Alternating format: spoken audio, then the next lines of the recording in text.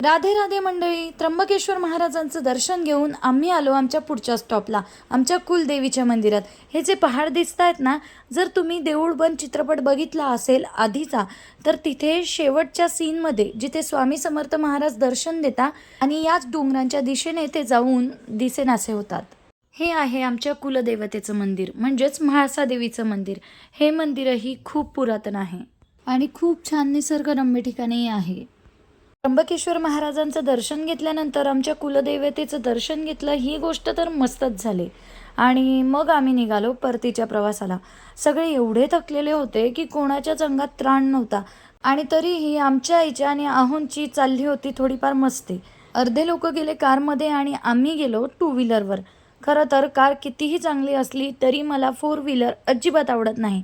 मोठी गाडी नुसती बघितली जरी तरी मला मळमळ व्हायला लागते, म्हणून माझं प्रेम टू व्हीलरवरच आहे.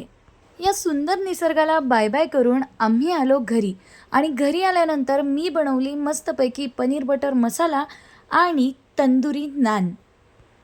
माझी खूप दिवसांची इच्छा होती घरी तंदुरी रोटी नान बनवून बघण्याची आणि मी ती बनवली आणि खरोखरच ती जेवढी दिसते त्यापेक्षा छान ती खायला लागत होती.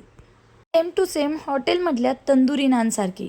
तसं तर मी जेवण बनवण्यात काही सुगरण नाही आहे, पण काही ठराविक गोष्टी आहेत ज्या मला खूप चांगल्या बनवता येतात. म्हणून माझी इच्छा झाली की तुमच्यासोबत ही तंदुरी रोटी बनवण्याची प्रोसेस मी शेअर करावी. पण घरात तर माझ्या काही तंदूर नाही आहे, मग बनवायची कशी तर बघा एकदा तुम्ही मी कशी बनवली.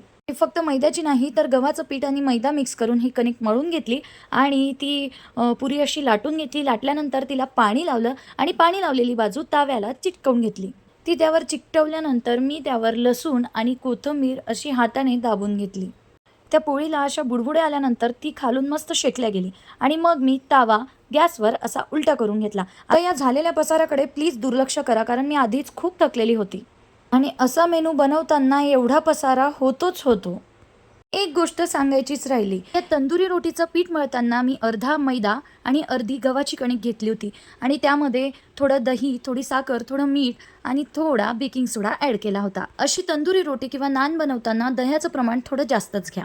2 वाटी जर पीठ असेल तर 1 वाटी दही घ्या. कधीतरी मैदा सोडा खाल्लेला चालतो हो, जिभेचेही लाड पुरवावे लागतात. अच्छा मंडळी, भेटूया पुढच्या व्लॉगमध्ये. राधे राधे.